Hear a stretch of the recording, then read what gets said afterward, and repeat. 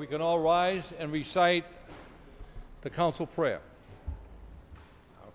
Today, Dear God, today as as this session opens, we pray that your presence will be before us and everyone who serves in the decision-making process of our city. We pray for your direction, which will lead our city to be strong and unified. May we continue the legacy of our founders.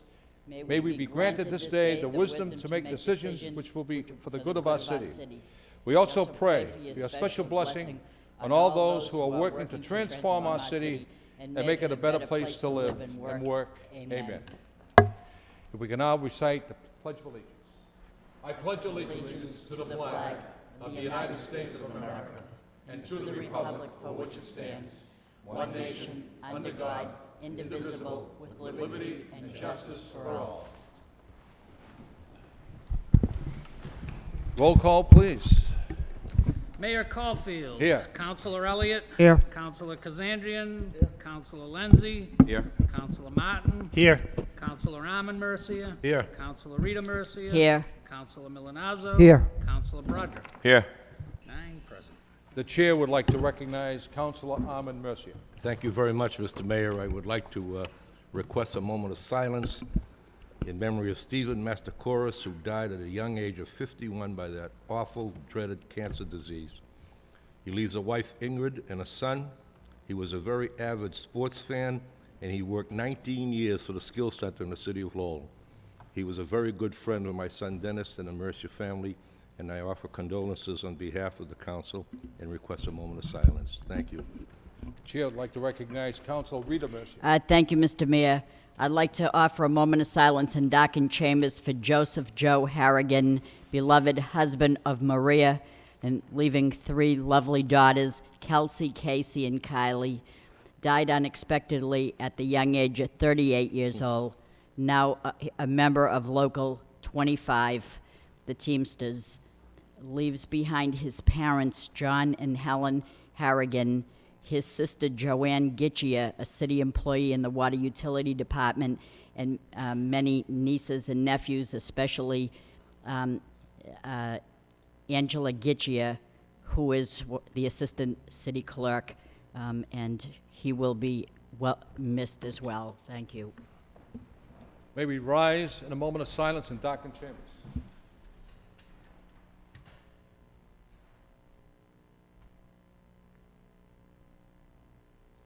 Thank you. May they rest in peace. As we move along the agenda, we have communications from City Manager Bernie Lynch. Mr. Mayor, Yes. yesterday we neglected to adopt the rules, the present rules of the City Council, and if there are no objections, I would like to move that those rules be adopted for this upcoming term. The chair recognizes Councilor Armin Mercia. So if there are no objections, I move that the rules of the last City Council be continued and adopted by this City Council. And second. Seconded by Councilor Rita Mercia. Why don't we take a roll call vote on that? So, Mayor Caulfield. Yes. Councilor Elliott. Yes. Councilor Kazandrian. Yes. Councilor Lenzi. Yes. Councilor Martin. Yes. Councilor Armin Mercia. Yes. Councilor Rita Mercia. Yes. Councilor Milanazzo. Yes. Councilor Broderick. Yes. 9 yeas. thank you. Before we get into the communications with Manager Lynch, I neglected to accept the minutes of the December 11th meeting. Accept the minutes by Councilor Kazanjian, seconded by Councilor Broderick. All in favor, signify by saying aye. Any opposed? The minutes have been accepted. Now, communications from Manager Lynch. Would anyone like to discuss any of those communications that Manager Lynch has finished us with? Anything particular on motions or? Accept the communications and place them on file by Councilor Martin, seconded by Councilor Milanazzo. All in favor, signify by saying aye. Aye. We have 2 requests for out-of-state travel. Would the council like to take those 2 requests at once? Yes, so So moved. Okay.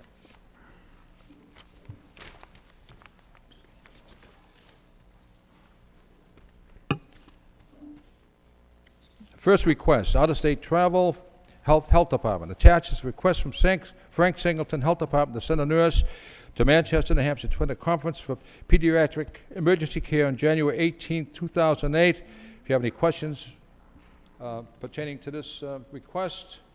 And out-of-state travel attaches a request from Kenneth LaValle, Superintendent of Police, to send Mary Ann Bellotta and Ellen Broderick to the Getting It Right Solutions for Safer Communities 2008 Regional Conference in Hartford, Connecticut from January 29th, 2008 through January 31st, 2008. The funds for this request will come from the JAG grant. If there's any questions pertaining to this request, if no questions, roll call. Mayor Caulfield. Yes. Councilor Elliott. Yes. Councilor Kazandrian. Yes. Councilor Lenzi. Yes. Councilor Martin. Yes. Councilor Arman Mercia. Yes. Councilor Rita Mercia. Yes. Councilor Milonazo. Yes. Councilor Broderick. Yes. 9 yeas. This next request is quite lengthy, so I'll entertain a motion to waive the full reading by Councilor Elliott, seconded by Councilor Kazanjian. Second reading by title, authorizing the city manager to enter a purchase and sale agreement with Paul G. Niven to purchase property at 4955 Rock Street, Lowell, within the Acre Urban Revitalization and Development Plan area, and to consummate the purchase of said properties. Any questions on this? Yes, Councilor Rita Mercer. Thank you, Mr. Mayor. Through you to the Planning Department, I just wanted to know on this particular motion, one of these properties is an auto repair service shop, is that right? And are we relocating this company through eminent domain? Yes, we are. We are doing that. And I looked up the properties, and 49 Rock Street is assessed for $49,100. 55 Rock Street is valued at $202,200 for a total of $251,300. And I know that we probably give a little bit more when it's an eminent domain taken. And I don't mean to slight this, because I certainly wouldn't want someone to come and take my property. I would want them to give me what it's valued at. But we're offering them $435,000, which is a difference of the value of today of $183,700. That's quite a remarkable, offer. The difference, Counselor, you're looking at the assessed value, and we're required by law to perform 2 appraisals to conduct an eminent domain land acquisition. We had 2 appraisals done in great detail, and the value of both of these lots was determined to be this amount. So Is it customary in an eminent domain taken to always give almost double, or, it's really not based on the assessed value at all. It's based on the 2 appraisals that we have done by professional appraisers. And do we have any intention of what we're going to do with this property once we take it by eminent domain? Yes, the acre plan outlines an assemblage of parcels on Rock Street that will result in 7 duplexes, or ultimately 14 units of housing. And the development will be modeled much like Suffolk Street, that was done very early in the plan with duplexes, where those units have been very successful. Well, I agree that progress is important. It's just that I question a large amount of money that we'll be offering. It is. The values have changed considerably in the acre, and started to as soon as the plan was approved. And this is essentially the last of the acquisitions on Rock Street, and we will be near completion of the plan when we've assembled this and completed that project. So I'm hoping to say, and I know the city isn't in the market to be making a profit, but I'm trying to really see that when we do offer this property by eminent domain to a developer, that we're gonna get a good bang for our buck back. Do you think that'll happen? We'll probably subsidize the development with home funds, but we will receive some income or revenue from the sale of the property when we do release it for development, and the council will vote on that at that time. The reason I'm saying this is because we're having an auto repair business. Isn't that the taxes they're paying is a business tax, right? Which is $20 and something per thousand, right? Yes. So when we offer it to a developer and we generate funds and taxes, we'll be getting residential rate back, won't we? We will be, but we'll be getting a residential rate back for 14 units of housing there, which might be comparable to what we bring in, because this operates as a business and the other lots we've assembled are essentially open lot storage. So there aren't other buildings there that are generating a lot of taxes. And where do we think we're going to relocate this business? Somewhere in the city here. I think Mr. Niven, over the years, we've dealt with him since 1999 and 2000, and again recently, I think he is choosing to either relocate his business to his home, or he may, due to some health issues, choose at this time to retire from his business. Relocate, I hope he lives in a zone for doing this type of work. I believe he lives at in his home. Tingsboro or Pepperell, and he owns a very large farm, and he would be able to, according to him, be able to conduct his business there, or a portion of it. But that's I his figured that would personal be the next choice. item on the agenda for next week with the people in his neighborhood, but, all right. Thank you, Ann. Mr. Manager, I will get you Council Milonazo, and thank- Council Broderick, and Council Elliott. Thank you, Mr. Mayor. Through you to the city manager. We talk about in the letter from your office, Mr. Manager, about the city will assume the costs to remove any hazardous waste that may be on the property. Do we have an estimate at this particular point in time, number one, if there are hazardous waste, and if there are, do we have an estimate of cleaning that up? We don't have that information for this particular property. This is primarily built out. There is one small lot there. We're not anticipating a great deal of cleanup at this site, but there may be some minimal, just because of the past industrial uses over the years. Okay. And was I correct in hearing you say that this is the last parcel to be assembled for the 14 units? It's not the last parcel, but at Rock Street, there are 2 more parcels we'll come to you for. That will be the last assemblage Okay. for a project in the acre. Okay. Thank you. Council Broderick? Thank you, Mr. Mayor. I was going to ask that question as well as the cleanup issue. You indicated we've done 2 appraisals, and this is the total amount that they came out to? Yes. In the future, if you could maybe just include them, just so we have in the packet, it might be, or at least some, I know sometimes they're very thick, maybe just a summary of them, of the appraisals, because I was a little confused with that. And you said we're going to use home funds? Yes, for this acquisition, we're using home funds. Okay. So it's not going to cost the city any... No city tax funds, money. and we've primarily used the URGE grant from the state for many of the other acquisitions.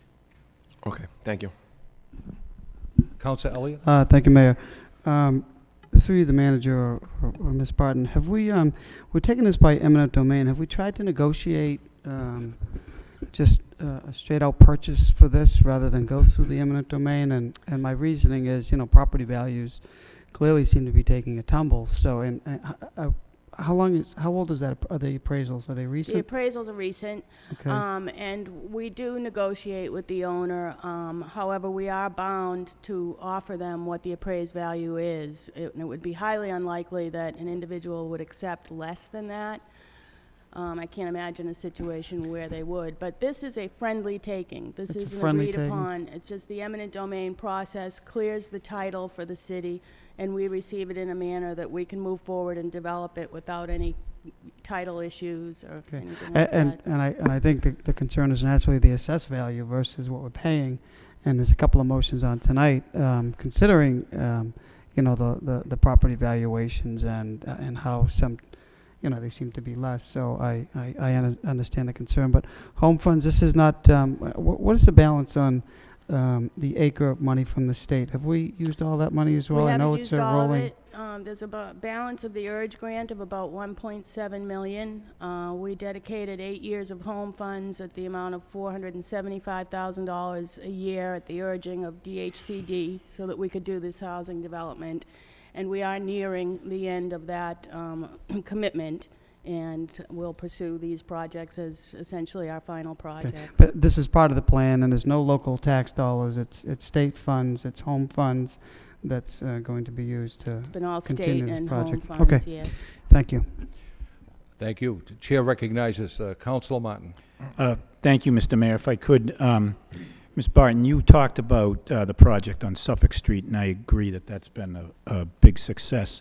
Are we envisioning something similar on Rock Street, where there'd be, sort of a series of these houses all in a row, or are they more scattered in different spots up and down the street? It would be a series. They are in a row. They'd be adjacent to each other. We have an opportunity to use a back alleyway as access to parking, so the parking would be at the rear of the lots. The houses are likely to sit more on the street as Suffolk Street was designed.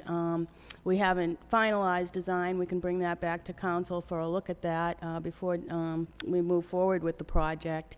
And we do anticipate the same model where it would be a first-time home buyer at 80% with a low-income rental unit. Okay, and this property is in the middle of that sort of row? Yes, this has been an area that's a prime example of incompatible uses where there are homes and industrial uses in a very bad mix, and we feel that this will help the rest of the residential properties in that area. Okay, thank you. The chair recognizes Manager Lynch. Councilor, one of your questions, I think it's an excellent question regarding the assessment versus the appraised value. One explanation I think that we'd have to look at on that is the appraisal is based upon the highest and best use for the property. So it's not unusual versus the assessment, which is based upon the current use of the property. So it's not unusual sometimes to have those numbers be different and sometimes distinctly different, particularly in a case like this where it's used more as storage than it is as any type of productive use that is income producing perhaps. So, or largely income producing. So I think that may be an explanation of some of that discrepancy. Clearly that's something that concerns us as well. I think Ms. Barton did a good job too of explaining some of the tax issues, because once again that's another thing that we certainly have to look at is what are we receiving from taxes now from a commercial property versus if it were suddenly to become a residential.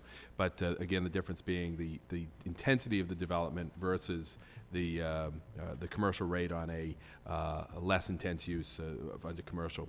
But I think those are questions that certainly the people reviewing this are going to want to hear and understand as we move forward with this. Any other questions pertaining to this that's before us? Before we take a roll call vote, I just want to let it be known that Councilor Alan Kazanjian has recused himself from voting on this particular issue because he knows the gentleman. Roll call. Mayor Caulfield? Yes. Councilor Elliott? Yes. Councilor Kazanjian? Councilor Lindsay? Yes. Councilor Martin? Yes. Councilor Arman Mercia? Yes. Councilor Rita Mercia? Yes. Councilor Milonazo? Yes. Councilor Broderick? Yes. 8 yeas, 1 absent.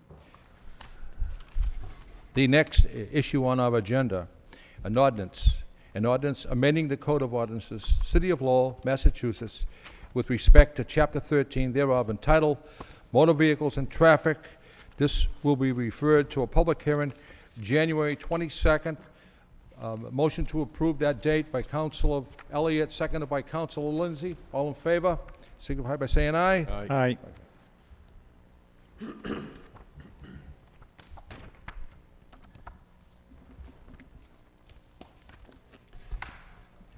This is a resignation letter dated December 31st, 2007. Dear Mr. Lindsay, this letter acknowledges receipt of your letter dated December 31st, 2007, in which you resigned from the Board of Health effective January 1st, 2008. I am filling your resignation and this acceptance thereof with the city clerk as required by law, and also forwarding copies as a communication to the city council. The city of Lowell appreciates your years of service on the Board of Health. On its behalf, I extend thank you. Before we accept this communication, on behalf of the City Council and the City of Lowell, Michael, we would like to thank you for your service, your very dedicated service to the Board of Health. Thank you. Thank you, Bud. Mr. Mayor, it was a great experience serving on the Board of Health, and certainly will miss the people that I serve with. They're a quality bunch of people, and is a great stepping stone to, I think, the City Council, and they do a lot of wonderful things, a lot of things behind the scenes, and there's a lot of important issues that confront them. So I thank you for being able to serve on that board, and I appreciate it. Thank you very much, Councilor Lindsay. Accept the communication placed on file by Councilor Milonazo, seconded by Councilor Martin. All in favor signify by saying aye. Aye. So be it. If we can have a motion to waive the full reading on this next agenda item by Councilor Kazanjian, seconded by Councilor Elliott, authorizing the city manager on behalf of the city of Lowell to enter into a lease agreement with the Boys and Girls Club of Greater Lowell Incorporated of 657 Middlesex Street, Lowell, Mass. 01851, for property located at 679 Middlesex Street, Lowell, Massachusetts. Does anyone have a discussion of an issue with this proposal? If not, roll call. Mayor Caulfield? Yes. Councilor Elliott? Yes. Councilor Kazanjian? Yes. Councilor Lenzi? Yes. Councilor Martin? Yes. Councilor Arman Mercia? Yes. Councilor Rita Mercia? Yes. Councilor Milonazo? Yes. Councilor Broderick? 8 yeas, 1 absent. The next agenda item. Vote authorizing the city manager to apply for, accept, and expend funds in the forms of a grant from the Massachusetts Technology Collaborative on behalf of the City of Lowell for use in the City of Lowell recycling program administered through the Department of Public Works. Second reading by title, authorizing the city manager to apply for, accept, and expend grants in the form of a grant from the Massachusetts Technology Collaborative on behalf of the City of Lowell for the use in the City of Lowell recycling program administered through the Department of Public Works. Any discussion on this particular issue? If none, roll call. Mayor Caulfield? Yes. Councilor Elliott? Yes. Councilor Kazanjian? Yes. Councilor Lenzi? Yes. Councilor Martin? Yes. Councilor Arman Mercia? Yes. Councilor Rita Mercia? Yes. Councilor Milonazo? Yes. Councilor Broderick? Yes. 9 yeas. Nicola S. Songus, your resignation letter. Dear Congresswoman, this letter acknowledges receipt of your letter in which you resigned from the Lowell Arena and Civic Stadium Commission.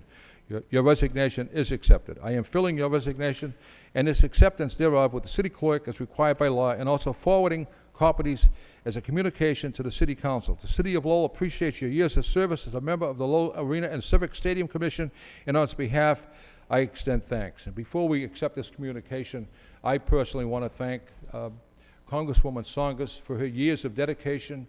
It's been close to 18 years on that commission, and we want to thank her. And Mr. Manager, if you can, send her a letter from the council indicating that.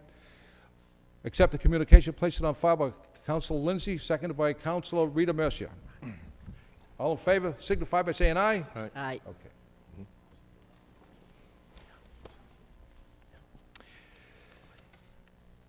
Regard License Commission appointment of Brian T. Occasion, Esquire. Dear Mayor Martin and members of the City Council, pursuant to the authority granted to me under the Special Act, Chapter 486 of the Acts of 1894, in the City Charter, Section 20, it is with pleasure that I am appointing Brian T. Occasion, Esquire, of 279 Manchester Street, Lowell, Mass. 01852, to the Lowell License Commission effective January 8, 2008, to fill the unexpired term of Michael Geary, which term shall expire 8/13/2009 or such time thereafter until a successor is appointed and qualified. Confirmation by the City Council is required for this appointment and is hereby requested. Motion by Councilor Rita Mercia to bring forward the approval of this appointment, seconded by Councilor Milonazo. All in favor? Aye. Aye. Roll call. Mayor Caulfield? Yes. Councilor Elliott? Yes. Councilor Kazanjian? Yes. Councilor Lenzi? Yes. Councilor Martin? Yes. Councilor Arman Mercia? Yes. Councilor Rita Mercia? Yes. Councilor Milonazo? Yes. Councilor Broderick? Yes. 9 yeas. Thank you. Counselor, if I could just, could we encourage the appointment of more Holy Cross graduates to boards like this? What's that? I'd be all in favor of it. As many Holy Cross graduates we can get on these boards, that would be good. So congratulations to Mr. Occasion. Before us, it's a loan order to borrow $5 million for the purpose of financing the cost of upgrades to the wastewater treatment plant and sewer collection system, facilities and engineering services for the plans and specifications for the design of modifications to such facilities.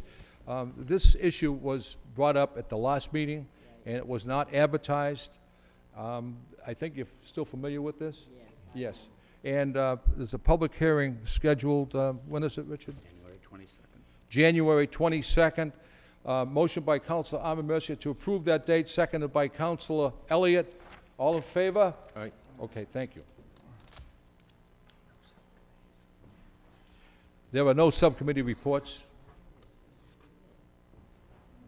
Okay. Speaking of the subcommittees, I'll try to finalize all the appointments and so forth, and I'll try to appease and please everybody with those appointments. And after this meeting, if anyone would like to go down to the mayor's office and indicate your wishes and so forth, we can make that happen, okay? Petition, miscellaneous, Thomas Ciampa, requests council discussion of appointments and missions of Council on Aging. Refer this to the manager by Council Milonazo, seconded by Council Martin. All in favor signify by saying aye. Any opposed? The Attorney James P. Hall requests designation as a special municipal employee under Massachusetts General Laws 268A. Referred to the Law Department by Councilor Broderick, seconded by Councilor Elliott. All in favor signify by saying aye. It's the vote. He's a lawyer for the school department. Okay. The next agenda item, Annie and Hanger Market, 211 Fletcher Street. Request a 15-minute parking sign. Refer it to the traffic engineer by Councilor Kazanjian, seconded by Councilor Lindsay. All in favor of the motion, the petition, signify by saying aye. It's a vote. Conduit, location, National Grid, requests approximately 20 feet of conduit in Moody Street. Referred to a public hearing January 22nd by Councilor Broderick, seconded by Councilor Lindsay. Anyone, any problem with that date? Yes. Mr. Mayor, I don't have a problem with the date, but I was just wondering if there's any leverage we can use on an item like this when we're talking about the parking garage over on Middlesex Street. It's my understanding through communications from your office, Mr. Manager, that, you know, we're waiting for National Grid, the power company, if you will, to provide us with the necessary hookups. I understand that, you know, that's still not happening. So, again, as we get these petitions from National Grid, is there some way we can put them on notice, I guess? Yeah, Manager Lynch? Councilor, I think that's an excellent idea, and certainly something that's been used, I know, in other municipalities as a means to get a little bit quicker action, and I think we'll probably be taking some advice from that. Thank you. Thank you. I just want to touch on that, Councilor Milonazo, and that's a good point. National Grid has been not only the city of Lowell, but other communities, and I know how the Lynch administration is trying to get power to that parking garage, and we should all get on board on this particular issue, because National Grid is not being very cooperative. And, you know, we pay our bills, and they should respect us for that. So that's a good point. We have two claims referred to the Law Department by Councilor Lindsay, Councilor Martin. All in favor, signify by saying aye. We will now go into the public hearing. Mr. Mayor, did we forget one item? What- About the plows. About the size type plows for the city? You're right, I'm sorry. Michael Daly. You're sorry. We have a petition here from Michael Daly, 14 Houghton Street, requests city set standards for size and type plows for city streets. Is there anyone here to discuss that or talk on that? Refer it to the city Refer it to manager. the, city By manager Councilor and the law Martin, department. seconded by Councilor Elliott. Thank you, Councilor, for Okay. bringing that to my attention. Public hearing, we're gonna open up a public hearing. An ordinance amending the Code of Ordinances, City of Lowell, Massachusetts, with respect to Chapter 13 thereof entitled Motor Vehicles and Traffic by adding prohibitions regarding parking of large commercial vehicles. Is there anyone here who would like to speak in favor? In favor? In favor? In favor. That portion of the public hearing is closed. Is there anyone here wishing to speak in opposition? In opposition? In opposition? Public hearing is closed. What is the wish of the body? Council Rita Messi. Mr. Mayor, is that a two-part There question? There are two portions of the public hearing, two different separate ordinances. Should- One's an amending the ordinance, the other is a zoning ordinance. Should we move to separate those? Well, let me explain to the council, it's been over a month since this issue's Are been they before us. separated? Oh, And they what are I just read separated. to you Oh, they is, are.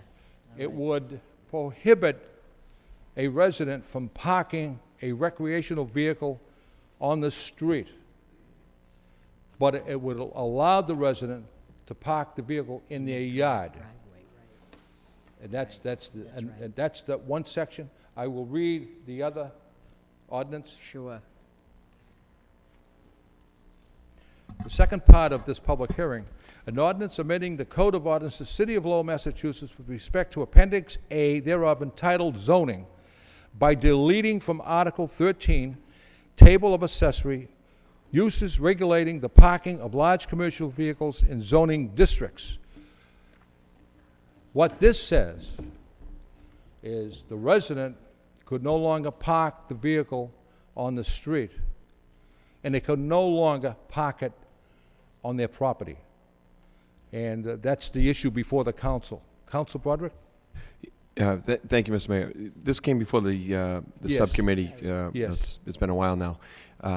And we had talked about taking them as two separate votes or ordinances. If we vote on this one, if the vote is affirmative, the other would be moot, and we could send that back to the traffic subcommittee and let it be there in advance, and it will still be there if we want to bring it back. So I would suggest that we support the first amendment that would not allow people to park the vehicle on the street, but they could put it in there on their property. The recommendation, if I remember right, from the subcommittee, you gave it, but I think it was to, well, we couldn't make a recommendation because it was coming for a public hearing, but I believe the sense that I had anyway was that to take them off the street where they're a hazard, especially on corners and Right. On busy streets Right. where we've gotten a number of complaints, but maybe not go to the extreme right now of saying you can't have them on your property either. Right. So I think that's where we can maybe do the first one and Yes, and table we the could second. refer this back to the That's traffic right. subcommittee. That's right. It would be there, and anytime we want, we can bring that back and vote on it. Sure. And I think it's Okay. being fair. That's what I say. So, Yeah. Councilman Milonazo? Mr. Mayor, I agree with that logic, but I do think we have to open up the public hearing. On the second issue, I still think we need to have the public hearing, open it.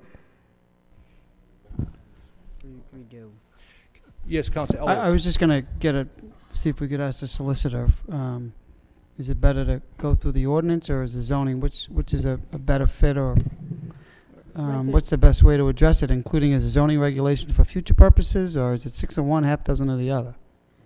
Well, right now before the council is the public hearing on the amendment to the ordinance, and that's a separate matter, and that should be taken up by the council separately. And then once the council takes action on that, then the mayor can open up the public hearing for the second portion, as the mayor was indicating. Once he goes through that and it's open up to the body, we can discuss the zoning, and I think Okay. the mayor will be making a recommendation at that time. Okay, thank you. Thank you, Madam. Why don't we take a vote on this first, and take a roll call on this, please? Yes. Mayor Caulfield? Yes. Councilor Elliott? Yes. Councilor Kazanjian? Yes. Councilor Lenzi? Yes. Councilor Martin? Yes. Councilor Arman Mercia? Yes. Councilor Rita Mercia? Yes. Councilor Milonazo? Yes. Councilor Broderick? Yes. 9 yeas. Okay, then I'll open up the public hearing on this Right, particular that's issue. right. An ordinance amending the Code of Ordinances of the City of Lowell, Massachusetts with respect to Appendix A thereof entitled Zoning by deleting from Article 13, Table of Accessories, using and regulating the parking of large commercial vehicles in zoning districts. Anyone wishing to come forward in favor of this zoning change? In favor? In favor? That portion of the public hearing is closed. Anyone wishing to speak in opposition? Opposition? Opposition. Public hearing is closed on this particular matter. What's the wish of the body? Send it to the neighborhood traffic sub. Refer it to subcommittee? Is there a zoning?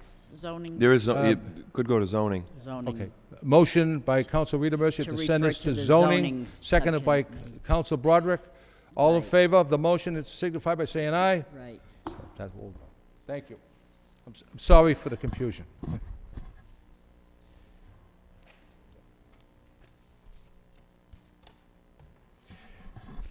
Go on to the motions by Counsel Elliott.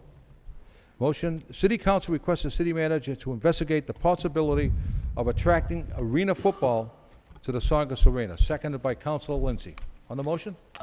Thank you, Mr. Mayor. I'm through the manager. Just trying to, think of ways or ideas to bring additional revenue into the arena.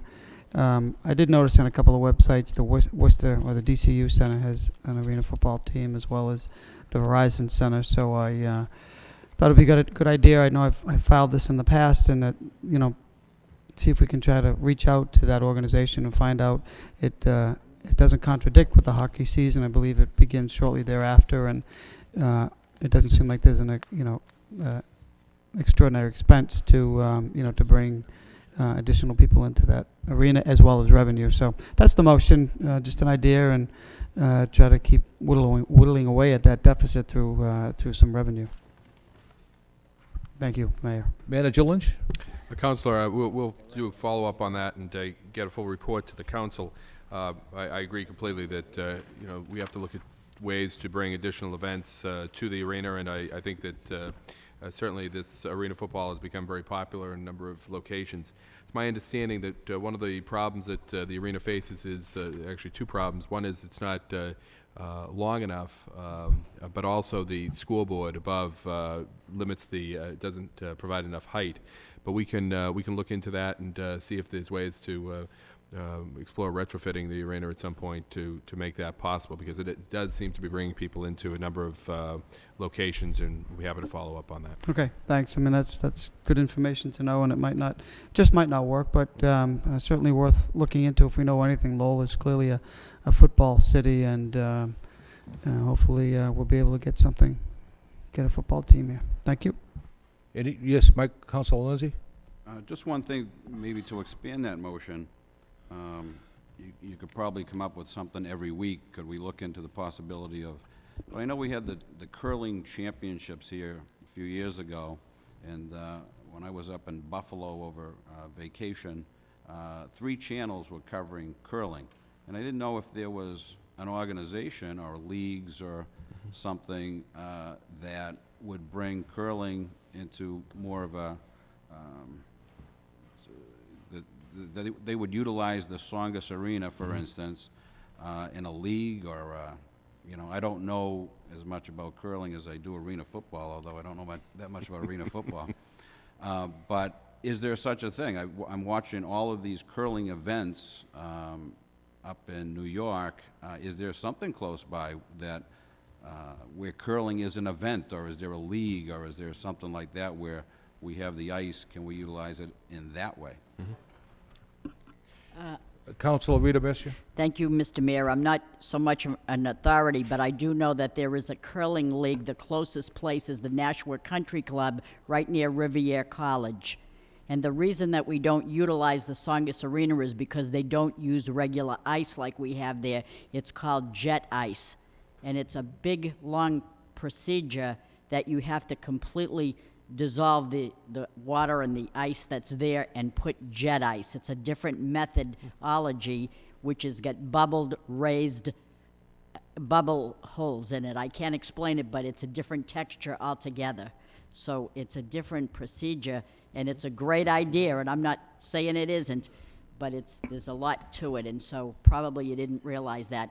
But I'm still trying to get the Antique Roadshow here, and I don't know why for the life of me we can't, because I have an old picture that I'd love to find out if I have money or I don't. But anyways, be that as it may, but we're all thinking of different ways to bring in revenue here. My next motion is going to talk about that, but that's okay. Thank Councilor you. Elliott, this is a fine motion, and it's worthwhile looking into, believe me. All in favor of the motion? This is, excuse me. Yes, Councilor Mercier. This is being referred to the city manager, who will be looking into what type of anticipated Yes. revenue this would bring in, if any. Correct. Because I think we have to be careful that we don't use dates to take away from the venues that really pay us money. And again, I know nothing about this. I know about the National Football League, but I don't know anything about, this type of football. But I think that's one of the things. I've heard a different version of how it isn't a revenue-generated type of sport for some reason or other, and I don't know that for a fact. It's someone that told me that. So we just have to be careful that we don't start putting things at the arena that takes away from SMG to get the real revenue stream for that arena, because we all know the deficit that's being imposed upon us and will continue to be so. So just if you would make sure that you investigate whether or not this is a revenue-enhancing sport around here. Thank you. Council Mott? Thank you, Mr. Mayor. I support the motion. I think it's certainly a worthwhile event to check out, but I think the underlying discussion here points to the real issue is that, you know, we need to have a plan for the arena, that it can't continue to be losing the amounts of money that it's losing every year. And I know the manager's at work on that plan, and I know council's anxious to get a hold of that. So that's really at the heart of this. I mean, we all have different ideas, good ideas, and bad ideas, but, you know, as to what could increase revenue. But before too much longer, we need to come up with a more universal solution here, so that we're not, you know, picking at this every week with this thing or that thing. So I just add that by way of comment, but certainly am supportive of this motion, because this should be part of the mix as to what we look at. Any other discussion on this motion? If not, all in favor signify by saying aye. Aye. Motion passes. The next motion, brought forward by Councilor Rita Mercier, requests the City Council discuss if casino gambling in Massachusetts is appropriate, and if so, form a resolution in support of our State House delegation, seconded by Councilor Broderick. Councilor Mercier. Thank you, Mr. Mayor. We hear a lot about raising revenue, and we try to find ways to offset the taxes. And while we're thinking about ways and means of making that happen, people are piling in cars and on buses and trying to find any which way they can to go to Foxwood or the Mohegan Sun to take their money out of Massachusetts and have a good time. While the revenue is piling out into Connecticut revenue stream, we still wonder why we can't have that excitement here. We need jobs, we need ideas, we need economic development, not just in Lowell, but in Massachusetts as well. And I know there's much talk about riverboat gambling and why can't we have a boat on the Merrimack River, and I'm still thinking that my roots date back to Canadian Indian, and so I think maybe if I could just open one up in the name of the Indian population as they do in other places. I don't know why I can't do that, but this motion is asking each of us here if we support having a casino in Massachusetts, and if so, let's form and sign a resolution in support of one and forward it to our state senator, Steve Panagiotakis, to strengthen the support that he probably needs and that we need to make it happen. And if we are successful, I'd like to see the school committee follow suit and add on to that strength. And the reason I say that is because 3 other communities have already done so already. They showed their support by doing this, and I say let's join them and be the 4th community, because I think it's time that we take a stand. If I may, Councilor, would you want to send this to the Finance Subcommittee, or you want to have a full discussion or, on this particular? I just want a roll call to see if we support it or we don't. I think it's worth doing. I think it's worth Just as long as the having. casino's not too close to Mammoth Road. Councilor Martin. You know, well, I agree that that it would be good for the state to adopt some version of casino gambling. I think probably every member of this council does. I'm a little reluctant about this motion because I don't like it when the council takes up discussion of things outside of its purview. I felt that way when we had that long discussion about the Patriot Act, and it comes up from time to time where there are things pending at the state or federal government, and there are people that want this council to take a position on. I don't think that this is all that controversial, and so I will support the motion, but I would just caution my colleagues that, you know, I don't want the Lowell City Council meetings to become, you know, things about debate over national and state issues. I can see the appeal of this issue because it is a revenue raiser locally, and so I will support it, but I do think we need to be cognizant of the fact that, you know, we shouldn't just debate every issue because it happens to be newsworthy or because, you know, some group of 10 or 15 people want to discuss it at the Lowell City Council. I think it has the potential to distract us from the business that we're supposed to discuss, the local issues that people pay us to discuss. So Again, this, I think, is a fairly innocuous thing, but I'd hate to see us make a habit of spending a half hour every week debating some other state or federal issue that we really don't have much impact on. Any, Council Elliott? I was just going to ask for copies of those other resolutions. Essentially, what does it state? And I mean, I understand the point, but exactly what language are we, are we looking at adopting, or is it just we adopt casino gambling and that's the long and the short of it? I guess I'd ask that to the maker of the motion. Is that there's no specific language, no location, just that we support, casino gambling, and we support, is there a particular House bill that's pending or that's coming up?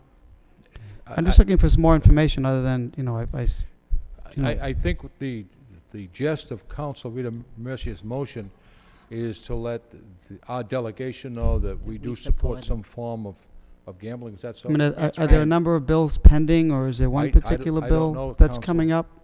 But I know Governor Patrick, Manager Lynch, would you Because like to... I don't disagree. If we're going to sign a resolution, what bill? Is it a Senate bill? Is it a House bill? Or what's coming forward?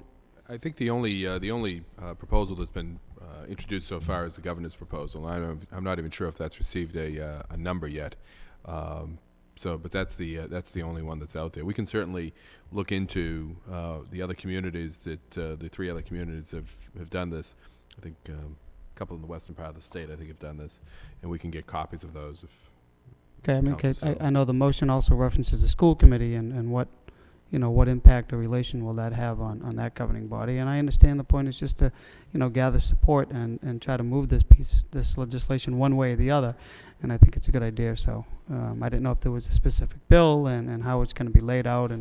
But I think that'd be helpful. But so that was just my point. Council Broderick? Thank you.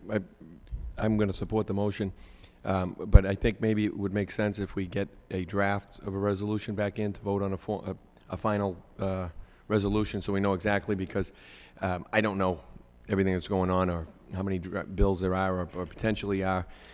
So maybe if we can get from, through you, Mr. Mayor, to the city manager, from the solicitor's office, copies of what they're using and maybe a draft of something that we all find as a final copy that's suitable. And I also, at the same time, think Councilor Martin had a good point in terms of sticking to city council business, but I think that there is potentially a big impact on the revenue. So I also will, step out and support this, because I think that it will have potentially have a significant impact on our state aid, which obviously will help offset our taxes. Council, that's not a substitute motion. You're just indicating that we should... No, I think... We wait till we see the resolution before us and... Okay. Or if Council Council Mercer... Mr. Mayor, I think too, I would like to have the manager contact the delegation and get their feedback on this, because I'm not so sure there's unanimity on this casino thing. I know that the senator is in favor of it. I'm in favor. I'm going to support this motion. But I'd like to know what the delegation entirely feels, so that we don't step on their toes if they're not necessarily in favor of it, or if even one of them isn't in favor of it. So with the resolution, if we can only get something from the delegation itself, whether or not they feel this will be helpful to them, or whether or not they should be telling us not to. So the motion...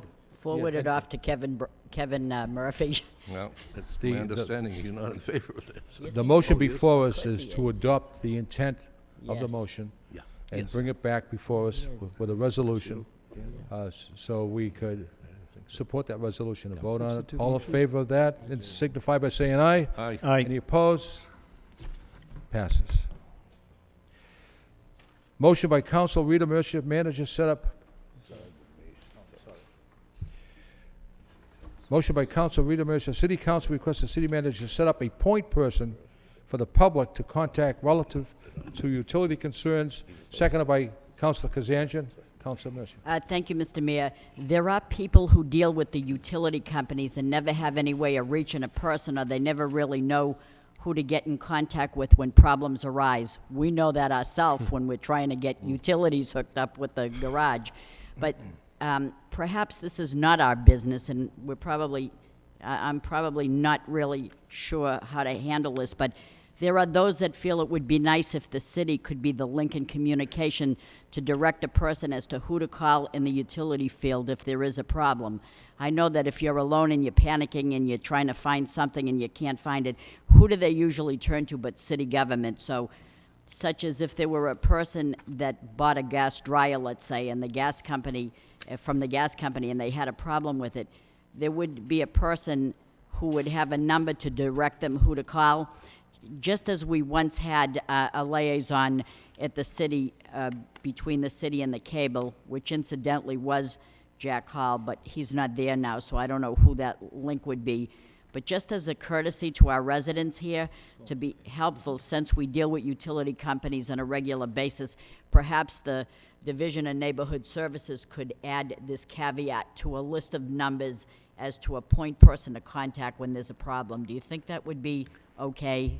Manager Lynch? Counselor, I think I was going to suggest that, or that was going to be my response, is I think we can tie that in with neighborhood services very effectively. And we can't generally serve as a,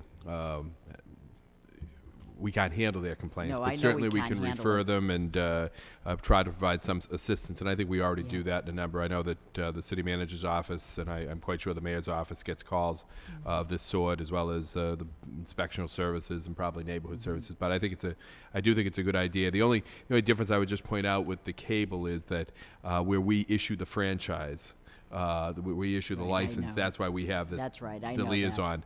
But I think it's a good idea, and we can take the appropriate action to make that possible. Do we think we're going to get someone to fill that slot that Jack Hall left? Right now, it's being run out of the law department. Oh, it the is? the cable. So there's someone in the law And department? Jack is still participating in our negotiations and the review with Comcast. So we're working on taking the necessary steps to ensure that there is some type of contact for people. Yes, And we do have Dave Fenton that does that, right? that's correct. Okay, so I know we can't get into the utility business per se, but if we had a number listed that says, well, we can't help you with your problem, but here's a number that you could call. Exactly. That would be a link, because it's like if a cat's in a tree, they're going to call the city hall. You know what I Right. mean? So maybe we could have a number available to the different utilities to have a point person that they could contact. We will do Would that. that be Mayor's okay? office. Instead of the mayor's office. I said, call the mayor's office. Any other discussion on this motion? All in favor of the motion signify by saying aye. Aye. Motion passes. Motion by Councilor Rita Mercier. City Council requests the city manager to set a meeting to discuss strategy in negotiating new spinners contract, seconded by Councilor Kevin Broderick. Thank you, Mr. Mayor. Before we know it, the spinner's contract will be coming before us for renewal. This motion just asks that we come up with goals and objectives, as well as some sort of concrete plan as to what we want from the spinners in terms of finances. Are we, or will we be prepared to get what is fair at the same time, make everyone happy? But how do we plan on approaching this situation of a new contract as it comes up? How much are we willing to give up, but how much do we plan to get? I know that probably we can't discuss it openly or whatever, so if you could keep us informed as to ongoing strategies or whatever, what approach or steps are we taking to get to our ultimate goal of a new contract? These are the questions that I have. I'm just curious about the answers and how do we get there? Manager Lynch. Oh, Councilor I'm Broderick. sorry, Councilor Broderick. Thank you, Mr. Mayor. I think it's a good motion, get it on the radar screen at least. I think you did make a good point that we have to be careful because we're not the negotiating bodies. Right, right. And through you, Mr. Mayor, to the manager or the solicitor, who negotiates this? Is it the Arena Commission? Is it the manager's office? Manager. Manager Lynch. The negotiations are conducted by the Arena Commission and in conjunction with the city manager's office. I will tell you that we've already begun discussing this with the Arena Commission and to a limited extent the spinners. Again, we need to go through a more formal process to make this take place. But I agree with you that on the value of the motion, I think that would be very important to have some meetings along the way, in likelihood in executive session, to bring the council up to speed on where we are with the negotiations, because I think that it certainly is a great opportunity for the city, and the spinners are an important part of what has made Lowell so successful. But certainly, the city is entitled to its share of the revenue that's derived from that operation, and it is a city property that needs to be to bring something back to the city. So I think probably either the next meeting or the meeting after that, the solicitor and I can sit down with the council and again give you a status report. I think it's a great idea. That's merely the gist of the motion. Thank you. Councilor Milonazo. Thank you, Mr. Mayor. Through you to the city manager. It is a very good motion, especially as Councilor Broderick mentions, just getting it on the radar screen. My question is just for the viewing audience, when does the current contract actually expire? December of next year. December of 08. 08. Yeah, December of, December of 08, okay. December of this year. Yep. Okay. All right. Thank you. Councilor Kosanich. Yeah, when I met with the manager 2 or 3 weeks ago, they promised to get us a contract for the spinners, and also I think SMG and there was one other one. The Boston Concessions Correct, and the right. Devils. Right. And I think we were going to get those on the auditorium as well. Those should be being compiled right now. We'll have those for you by the, we're going to try to do them for the entire council. Okay. So we will Okay, have great. those. All right. Any other discussion on the motion? All in favor of the motion, Aye. signify by saying aye. Any opposed? Motion passes. City Council requests, a motion by Councilor Rita Mercia. City Council requests the city manager, police personnel, and solicitor set specific goals, qualifications, and requirements to determine the next selection for tow contract bidders. Seconded by Councilor Broderick. Thank you, Mr. Mayor. Through you, Mr. Mayor, to you, Mr. Manager, I want to offer this motion to eliminate any of the problems that have arisen in the past in the awarding of the tow contracts that will be awarded in a year from now. Oh, I'm sorry. We're going to wait till he leaves. I don't see why he has to leave. He does not towing. That's it. Madam Solicitor, he doesn't tow. It's all right, okay. Yeah, that's right. It's Yeah. probably appropriate. Better to do it than not. But I think we should begin setting up a proper and knowledgeable bid process right now. In my opinion, I feel the rules as they are right now are a bit flawed and a bit vague. I recall at the last bid, rules were in place but overlooked. What I'd like to see done is perhaps we could set up categories with points assigned. I would like categories to be established, such as the number of trucks each bidder has, the year of the trucks, are the drivers all certified, is the lot enclosed, does the lot have a security system, the number of drivers, are the drivers quarried, is the lot in the city, do you have adequate insurance in place before the bid is posted, provide a record of all other towing contracts that you've had with other municipalities or with us, award points for each category, and then add them up, and whoever has the highest points will get the bid. This is, to me, for example, if a question asks how many drivers do you have, and one has 5 and another has 8, and all 8 of his employees are quarried and certified, then that bidder gets more points than the other person. Or if one bidder has a fenced-in lot as well as a security system, then he or she gets a larger amount of points than the person who has a lot with no security system on this particular idea. Given each an assigned point value, which can be totaled at the end of the bid process, I think that this would make the bidding process more above board, more understandable, and more justified to the various people that are going to bid these contracts. I just feel that we need to put something in place to make the bidding process for the tow contractors more smoothly than last year. And the time to do that, Mr. Manager, is the months now before the bidding starts. That's my opinion. I thought it was rather flawed last time, rather confusing. This, to me, is just a suggestion. You're the manager, you do what you think is right, but I'm just offering a suggestion through this motion. Mr. Manager, let me recognize Council Kevin Broderick first. Council? Thank you, Mr. Mayor. I think this is a good motion. I think this gives us some time if changes need to be made. And I think last time it came through, was it maybe the Finance Subcommittee? They put this all together? I'm not too sure.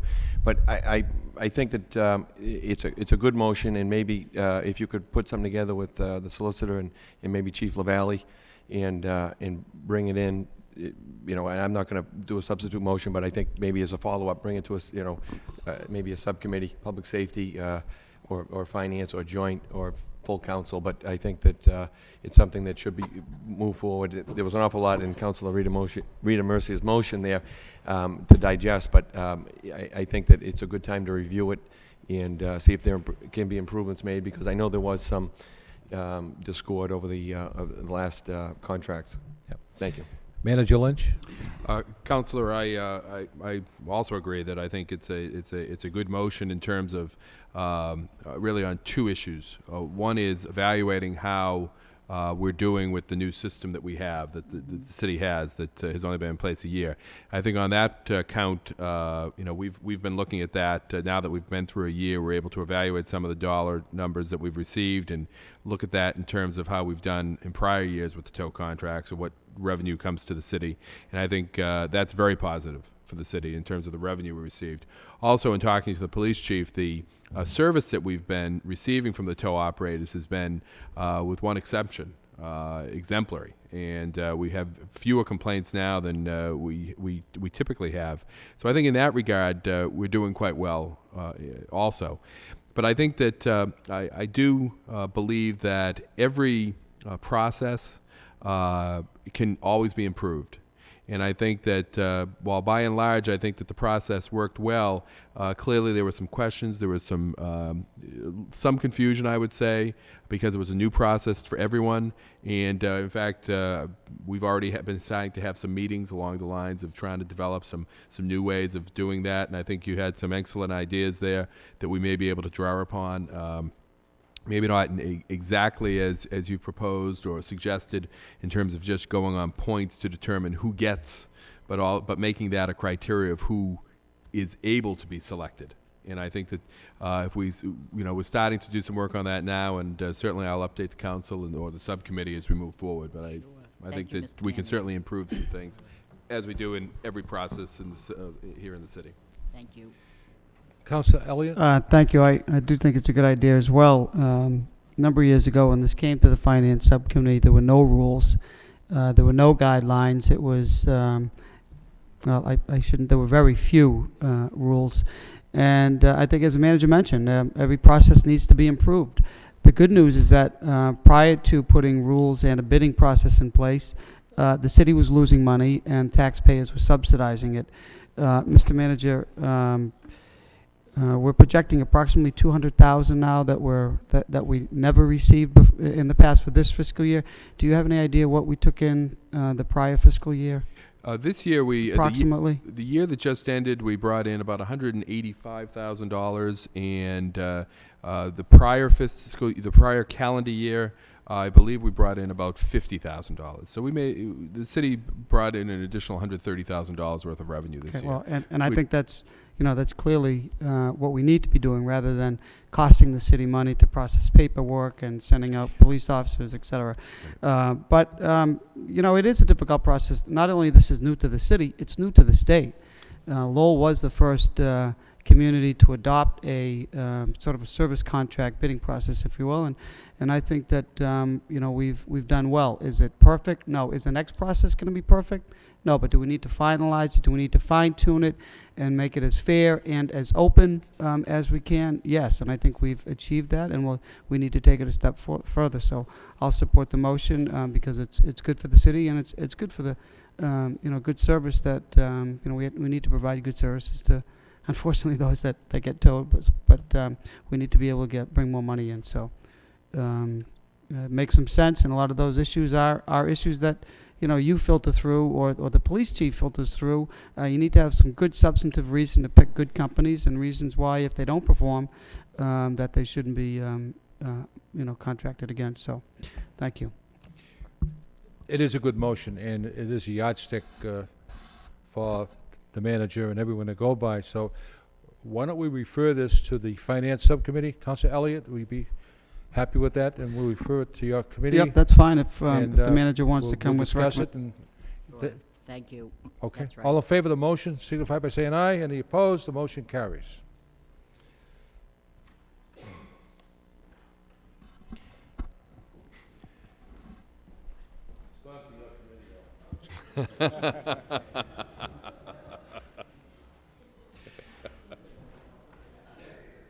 Motion by Councilor Rita Mercia. The City Council requests the city manager provide the status of fire engine closings as they relate to engine number 10. Seconded by Councilor Ahmed Mercia. Thank you, Mr. Mayor. This motion is a public safety issued motion. I have reason to believe firsthand that this fire station has closed on a few occasions. And I'm going to tell you that once I have gone over there with a personal issue. I shouldn't even talk about this, but my daughter had something, she ate something that gave her some sort of she needed an epi shot is what she needed because her breathing was closing, and I was bringing her over that bridge, and I figured I wouldn't make it to the hospital, so I brought her to the fire station for a shot, and it was closed. But because it was my issue, my personal issue, I let it go. I didn't want to get involved with that. I thought it was an isolated case or whatever. But now I'm believing that it closes more frequently than I had wanted it to. And I know that a captain went out for training, and the policy is to hire another person to somehow keep that station open. But this one particular instance, the captain was only out for 4 hours and no one replaced him, so the station was closed. Then I'm understanding that the station is closed on a few other occasions as well. And I want to make it perfectly clear, Mr. Manager, that this call to close the station has nothing to do with you. This is the fire department's call, not yours. Mm-hmm. But the fact remains that for years it was perfectly clear of an understanding that because Engine 10 on Old Ferry Road was all by itself to service a wide area, and that residents were separated from other stations by a river and 2 bridges, one of which has a weight limit capacity, that we would never close that station, Engine 10 on Old Ferry Road. So whether the station closes for 4 hours or 4 minutes, in my personal opinion, that's when a tragedy would happen. And I really, we made a commitment. I want to live up to that part of the deal, which we made long before you ever got here. So I just really would like to know how many times it has closed and if it would be all possible to not close it. I think it's, you have a school near there as well. I know it's in Tingsboro, but they rely on the expert training of EMT of the fire department as well. And just when you close it, that's when there'll be a tragedy. And, we got a weight restriction on a bridge, and it's not like we can get a fire station from nearby to go over there. I think it shouldn't be closed. And that's the gist of that motion, Mr. Manager. Manager Lynch. Councilor, let me follow up with the fire chief on that. When I saw this motion on here, I did on the agenda. I did go back and pull the report that the fire chief provided for me back in November, at which time I believe it was Councilor Mendonça that asked for a report on station closings citywide. And he does reference in here that Engine 6 and Engine 10 are not closed due to longstanding, though informal, agreements with the neighborhood associations. So let me follow up on that. In those cases, perhaps they were just out on a call, but let me follow up on the procedure that they utilize on that and to get a report back to the council. Well, I want to tell you, Mr. Manager, that if a captain goes out on training, right, I want it covered. Absolutely. I would think so. Absolutely. Thank you. Any more discussion on this motion? Councilor Kazan? I agree with Councilor Rita Mercia. I think it's a must to keep that Engine 10 open all the time. It pretty much covers almost all of Pawtuckaville, if I'm not mistaken, and I think it's a must. Right. All in favor of the motion, signify by saying aye. The motion carries. I have two motions. If there's no objection, I'll do it from the podium. Mayor Coffey requests manager report on demolition of burned building on Westford Street, seconded by Council Milonazo.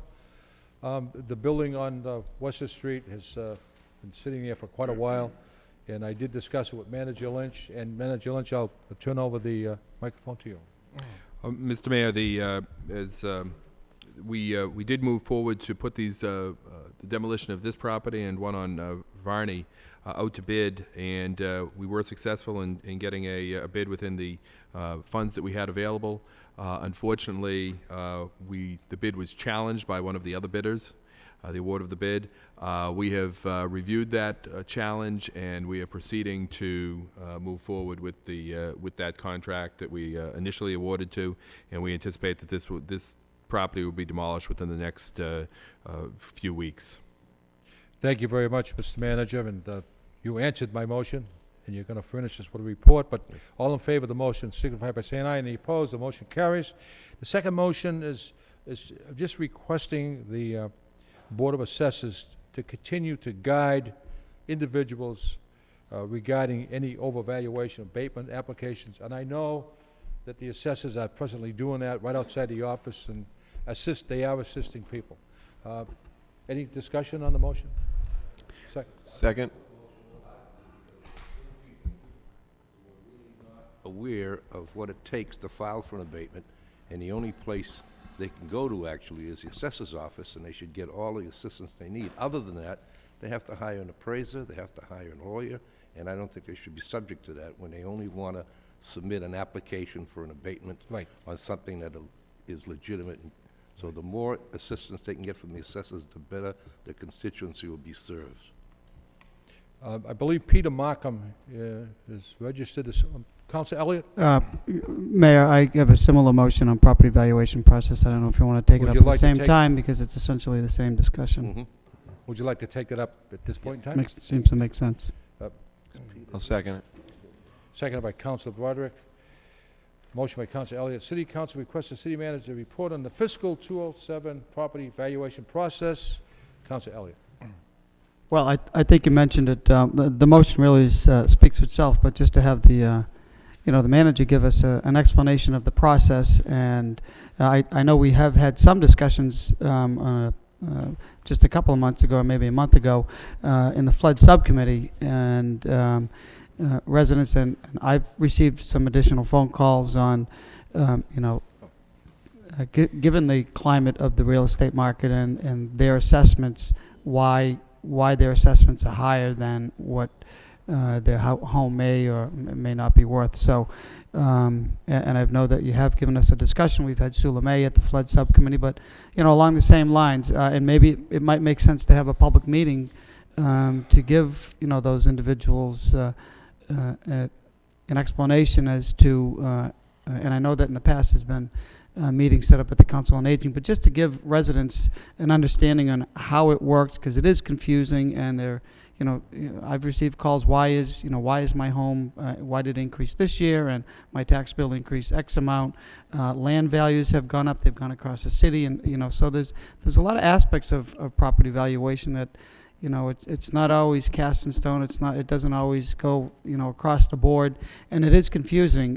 In addition to, the abatement process, and I will say the assessment's office, they've been helpful. Excuse me, to me when I've called and referred some folks, and I know they're trying their best to get back and give an explanation to those residents that do have a concern. But sometimes it doesn't make sense that there is a cutoff date, that the state mandates that we start the reevaluation process, and it's essentially a year ago. and I did get a copy from the Department of Revenue, the guidelines for the reassessment program, and it does establish a cutoff date, the 31st of the prior year, and it doesn't make sense because property values do drop. I guess this is an improvement because it used to be a three-year evaluation. Now it's a 1 year. So I know that's probably a long-winded explanation of the motion, but people are concerned, and I think it might make some sense. Just a suggestion to maybe have a public meeting to explain to those folks exactly how it does work. So that's the motion. Thank you. Manager Lynch. I'm sorry. No, Mr. Mayor. Mr. Mayor and councilors, I think that certainly there are some questions. We came to you back in November, December, and maybe a little bit before that, because we wanted to get this done actually back in October, that people would have some sense of what was going to happen with their taxes. And certainly we were very pleased with the fact that we were able to, based upon the way we handled the level of taxation this year, and then what happened in the market, the real estate market with values, we're very pleased that we were able to bring in an average tax bill increase of about $28. And in fact, 41% of the residential taxpayers in the city saw their taxes either stay the same or go down. So given what they went through over the last number of years with their average tax bill going up by considerably more than that, we're very pleased with that. Certainly, though, there are people that did experience increases in their taxes. I have actually a copy of the chart here that I provided you back in November. I'd be happy to give you another copy of that today. There were people that did see an increase in their values, and I'm sure they have questions as to how that happened, given what they're hearing about the real estate market. Now, certainly, there are going to be people that saw their values go up because, for instance, they made improvements to their property. I think everyone understands that if they put additions on their property or made certain changes, they're going to see those valuations go up. I think you made a good point that people sometimes they look at what's happening in the real estate market now, and they're not quite sure why. They hear that residential values are going down, yet their residential value went up. You make a good point in noting that the Department of Revenue requires us to have a cutoff of December 31st, in this case 2006, and sort of use that as a snapshot in time. And then we are a community that picks up new growth up through June 30th. So any changes that people make in their property, we can make some adjustments in their valuations. And that certainly helps us out. But it is that snapshot in time so there's some consistency as to when those values are set.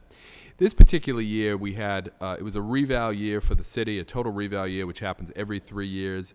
We do updates to that on an annual basis, which does cushion the blow a little bit one way or the other.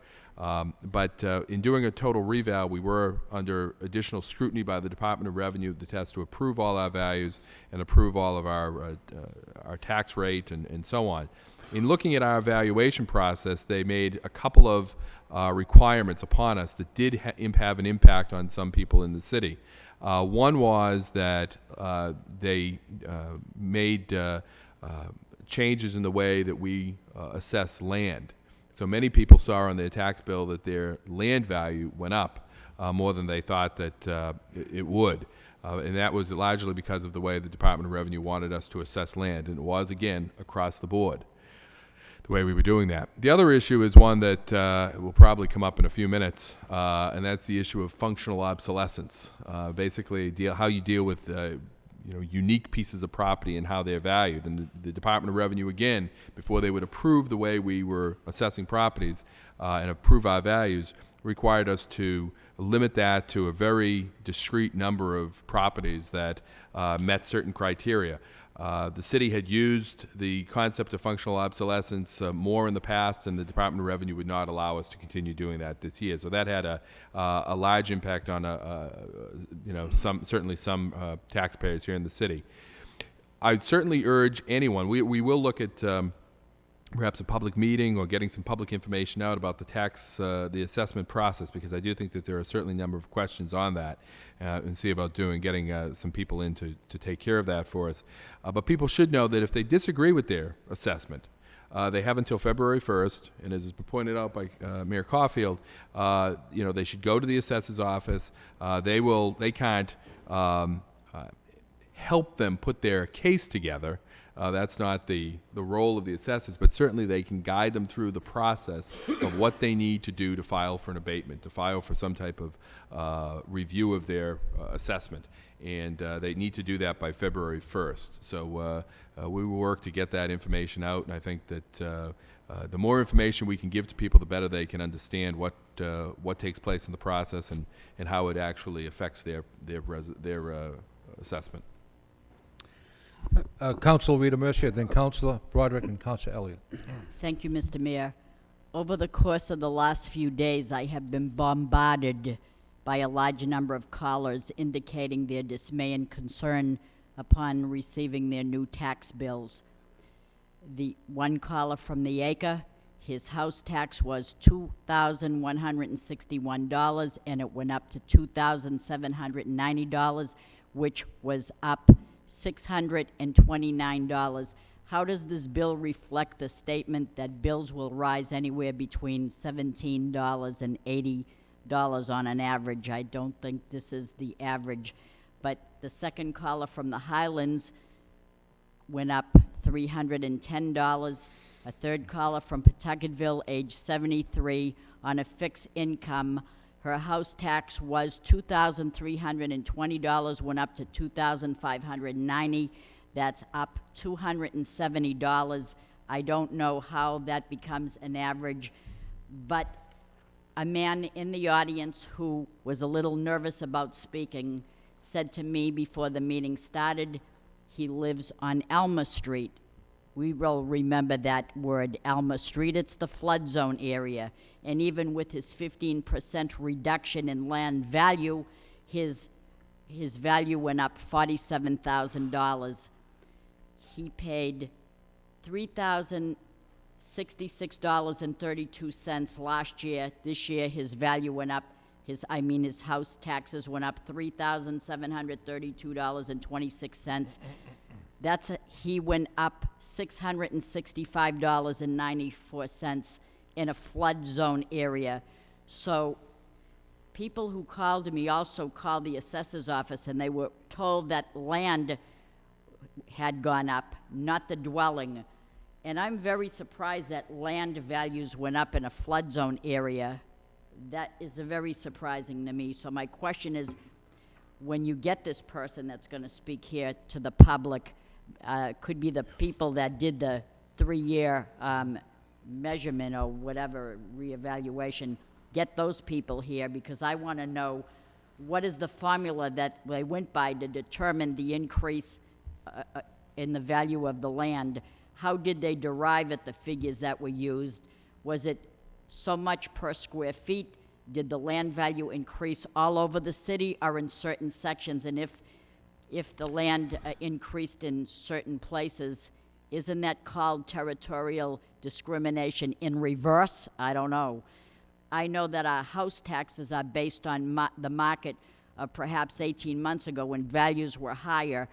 But then if they can put a 2.5% cap increase constraint on the amount of that the levy can be raised, and I'm only thinking out loud, then perhaps we can put a cap on the amount that is increased, that the increase should not exceed. I don't know if we can do it, but if, I don't know, Barbara Anderson can put a cap on 2.5%, Proposition 2.5. For example, the 73-year-old homeowner in Pawtucketville who did not add anything onto her property but received an increase of $270, if we could set a cap, let's say $80, similar to Proposition 2.5, then that cap of $80 per this year for her, that resident would be paying $20 for each quarter instead of whatever she's going to pay for $270. I don't know why we can't put a cap on the amount that a homeowner would not be overburdened. We could only go so high up on your taxes and not any higher, whereby she is now going to pay $67.50 for at least 2 more quarters. We need to investigate a way that people are not forced out of their homes. And I really mean this because we probably are all sitting here with jobs and we're not on a fixed income. You don't know that Social Security is poverty. It really is poverty. I know that.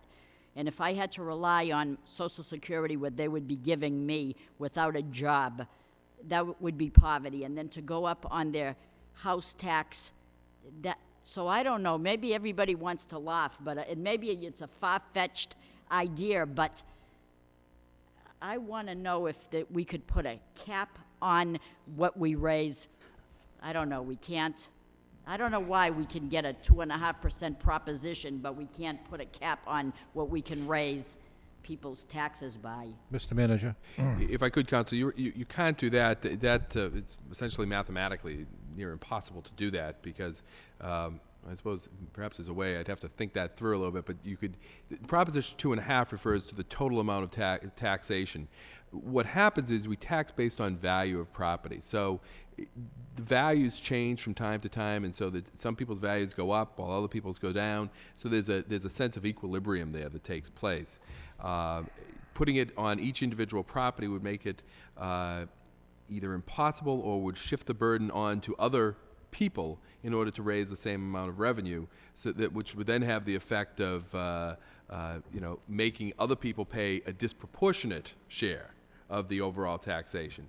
So, and that goes counter to the notion of taxing based upon the value of the property. We have 25,000 parcels here in the city, and I certainly am aware that there are a number of parcels or people that saw their taxes go up by some amount. I would suggest that they do contact the assessors so that the assessors can sort of walk them through the process and get them to and have them understand, help them understand what happened with their assessment or what happened in their taxes. In some cases, I've seen this for years now, but and most recently, Councilor Milanazzo passed on a property owner to me who saw that his tax bill seemingly go up by, I believe, $400. And the mistake that he was making, and it's a common mistake, is that they look at their tax bill, their last quarter tax bill versus their new quarter tax bill.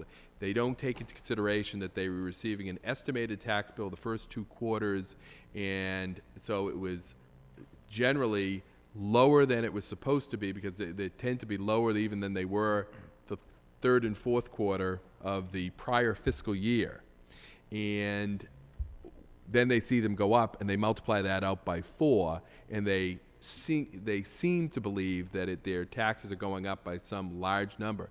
In that particular case, the tax bill from 2007 to 2008, with the individual Councilor Milanazzo sent on to me, did not go up by $400. It only went up by $74 from one fiscal year to the next fiscal year. And so that may in fact have happened with some of the individuals that you've read off their information. It may be that there's an assessment issue that they should talk to the assessors about. Each case is different, and I think that, again, I think that there's often confusion about this, but the more information we can get out, the better. And any of those particular properties, if you want to pass those on to me, we can have those researched, and we can have someone put together something on that. And I just want to make one last statement, and I really hate to hear this statement that says, well, you can get more money when you sell it. The majority of people do not want to sell their home. They're not in the market to make a profit to sell it. They want to stay in it and live there and not be overburdened. And so that's my last statement.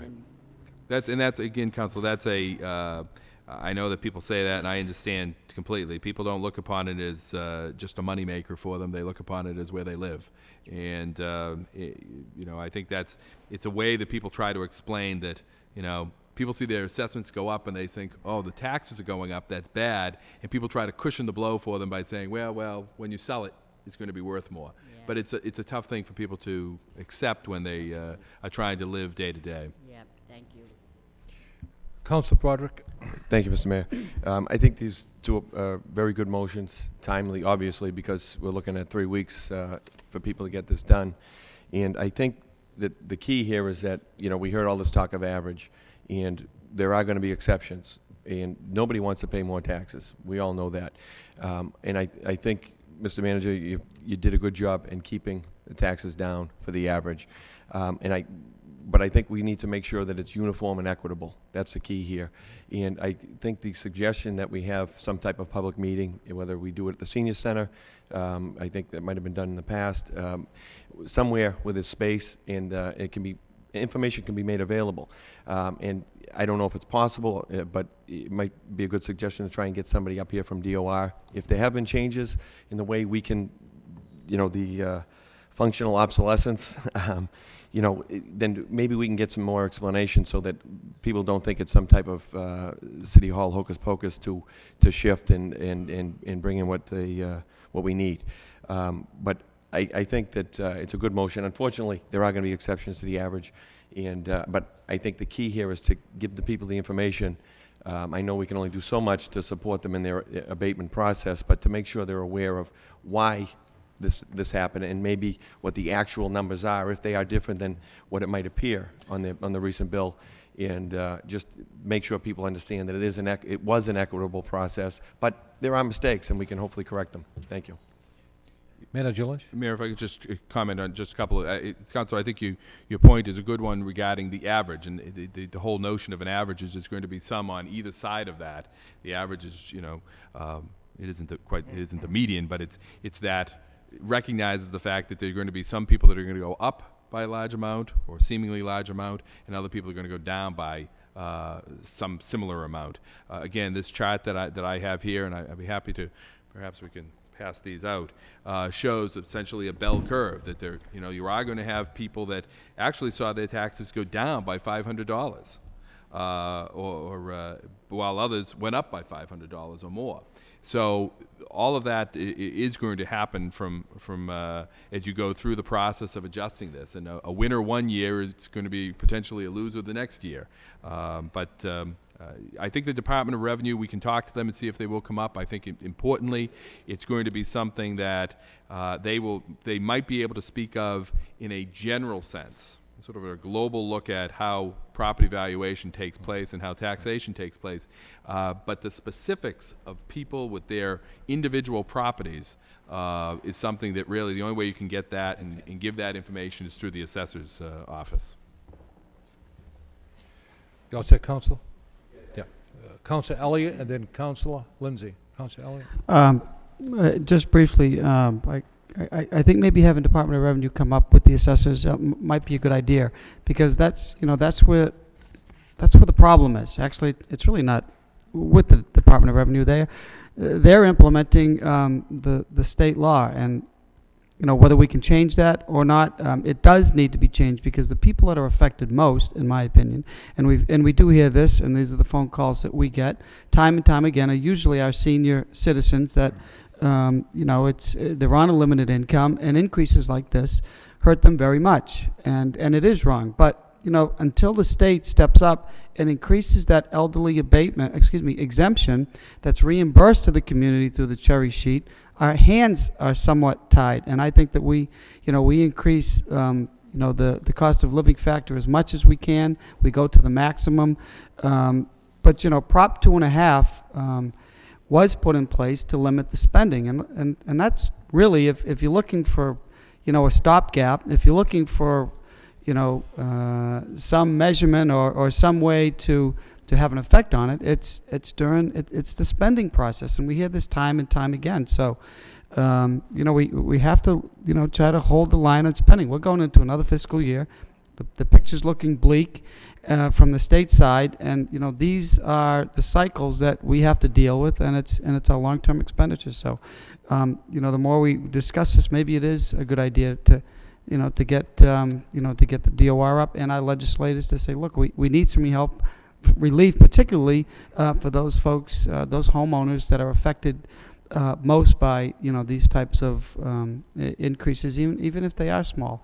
But I wouldn't want to touch 2.5, because I think that's a protection for the taxpayers, and to remove that or to tamper with that, I think is a serious mistake, and a step backwards.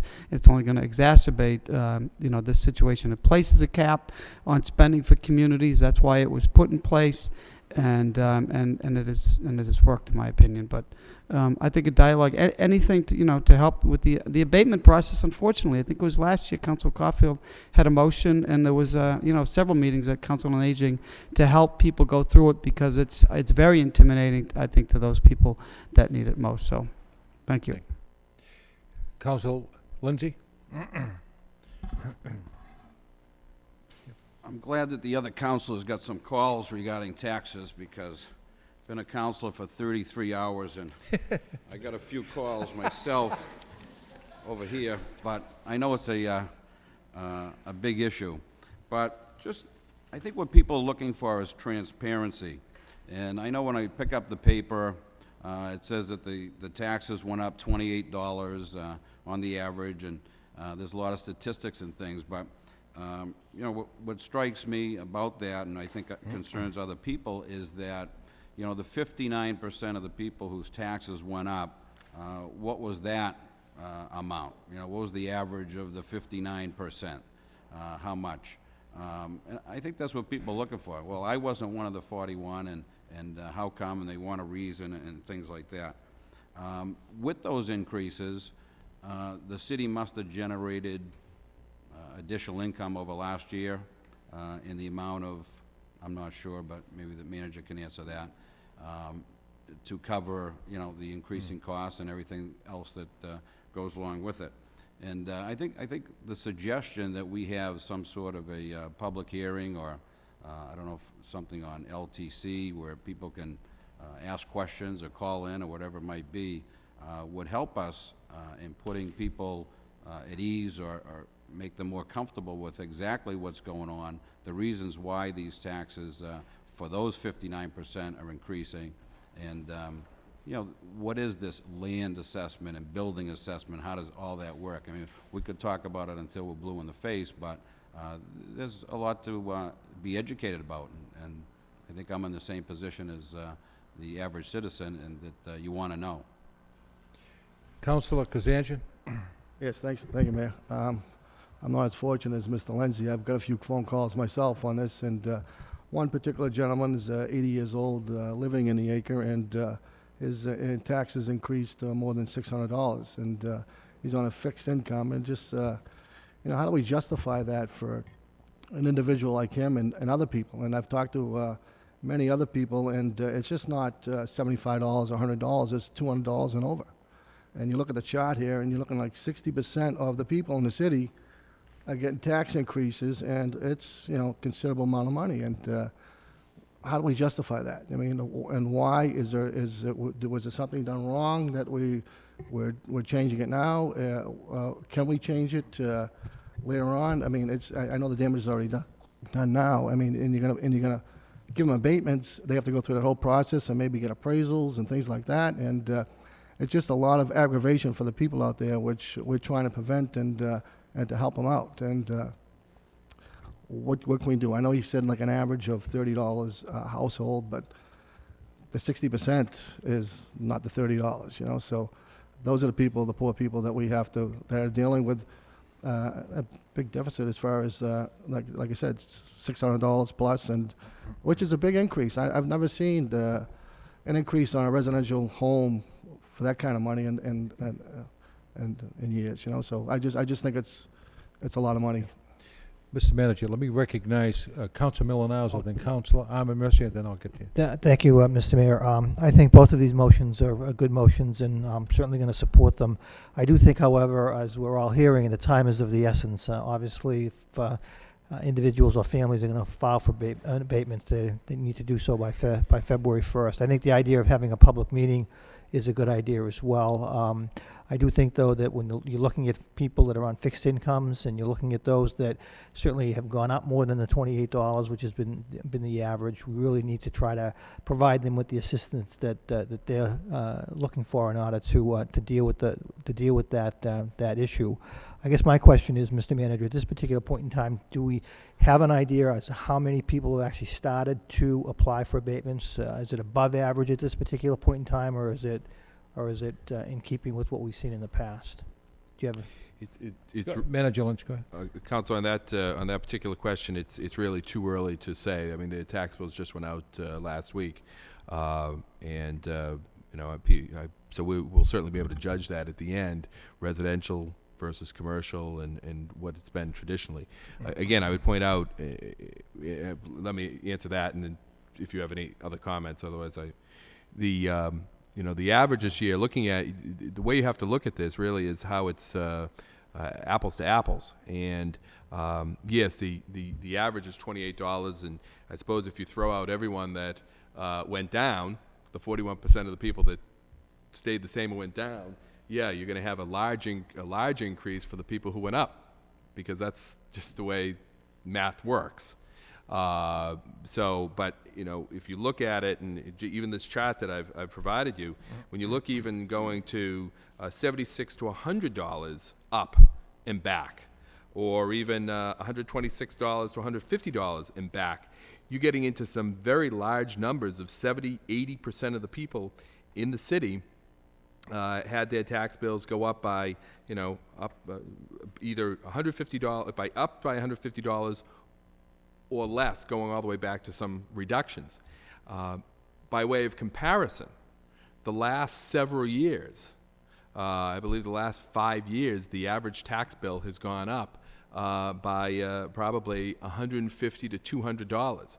Compare that to the $28. I mean, we could probably, and I'll ask Mr. Moses this, we could probably generate this same chart for fiscal years 06 to 07, 05 to 06, and going all the way back, and see what type of,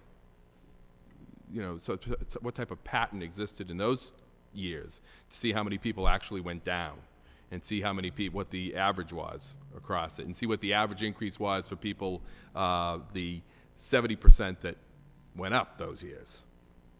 But I think that you have to look at it in those terms, in terms of the comparisons, to see what type of progress we've made in trying to provide some tax relief or limit the amount of taxes that have gone up.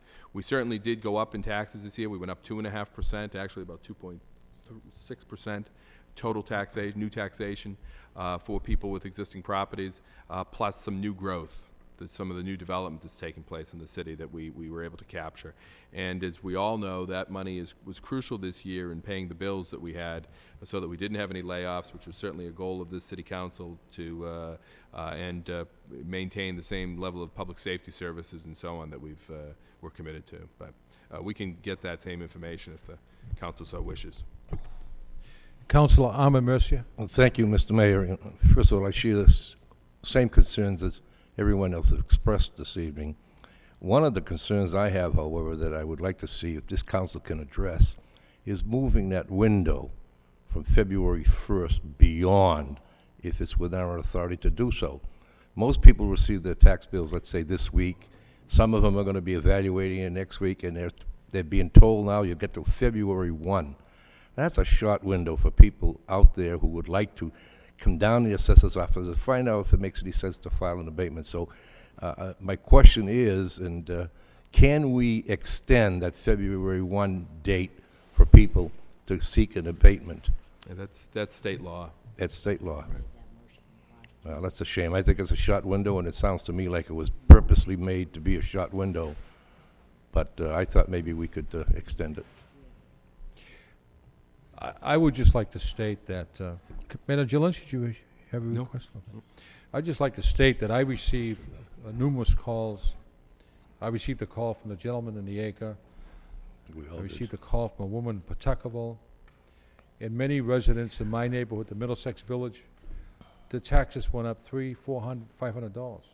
So I think it's a good point to see if we can get DOR in here, have a meeting, and discuss this at length. And Mr. Manager, could you see if we make that happen? Before I ask Mr. Markham to come up to the microphone, could we take a vote, first of all? On my motion, it was just a request not to assist, but to guide any residents who came down to the assessor's office. And in past years, we did have assessors go over to the senior center, but there wasn't that many people participating. But the assessors do have a table outside the assessor's office with a lamp, and they are guiding. Mr. Manager? Councilor, I just wanted to, I think that's a good point that you raised, and we will be having the assessors go over to the senior center and make themselves available over there as opposed to just at this location. Thank you. Could we take a vote on my motion? All in favor of the motion signify by saying aye. Aye. Motion passes, and let's take a vote on Councilor Elliott's motion. All in favor of Councilor Elliott's motion signify by saying aye. Aye. No one opposed. The motion carries. And I believe we have a gentleman in the audience who would like to come to the podium. Is Mr. Markham? Please state your name and Peter address. Markham, 20 Elliott Drive, and a business at 521 Rogers Street and at 24 Chelmsford Street in Chelmsford. And I'd just like to let you know you're 5 minutes or less. Okay. Could maybe you pass those before? And maybe before? And then I have one for city manager.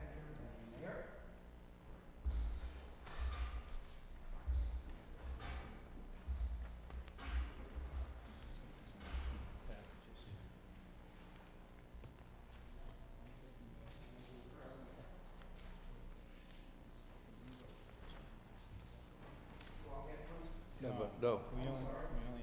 We only had two packages here. But keep yours, though.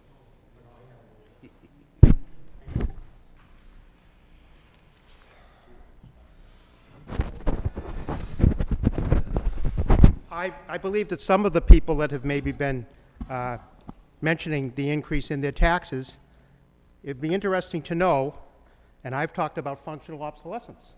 It'd be interesting to know from the Board of Assessors how many properties of the 25,000 or the 27,000 happen to have had functional obsolescence in prior years. And it was dropped, because it would be interesting to know that number. Say it was 1,000, and say they lost, say the functional obsolescence was 25% of the building value. Well, if the building value was 300,000, as determined before they add in the land value, and they dropped the functional obsolescence, and it was 25%, well, that automatically left them at $300,000, because they didn't get the $75,000 off to bring it down to $225 before they took into account depreciation. So if anybody owned a single family, a two-family, a three-family, a four-family, and a five-family, the example I've given you is a five-family. Functional obsolescence was dropped. You look at the two sheets there towards the end, and one will show a 25% functional obsolescence, and the one for this year, for fiscal 2008, shows it dropped.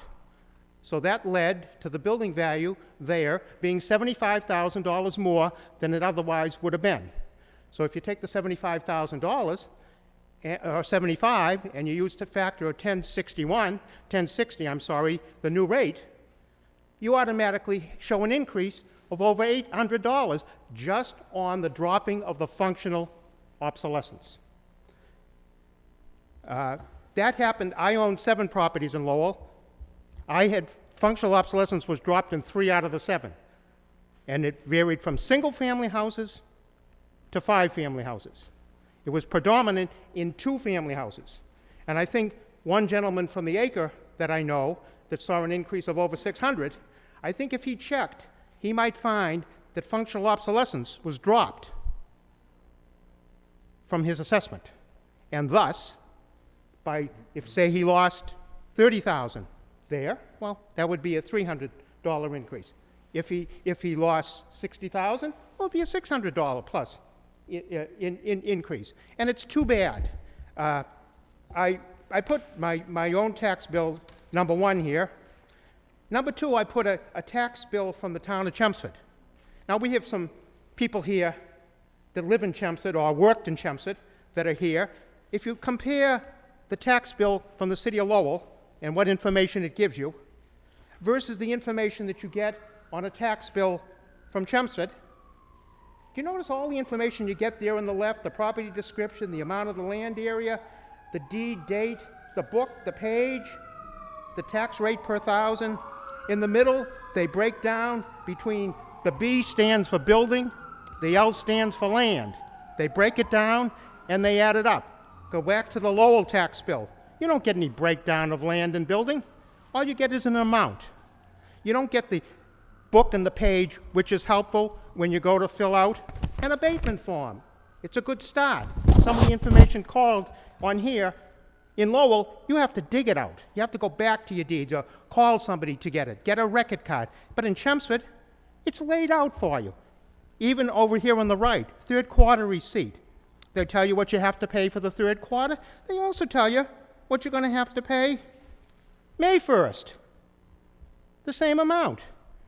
Why can't we get this in Lowell? Why can't we get a more complete tax bill? Why can't the taxpayer get more information? Why does Lowell have to settle for less information? It's not right. It's not. I brought it up before, but nothing's been done about it.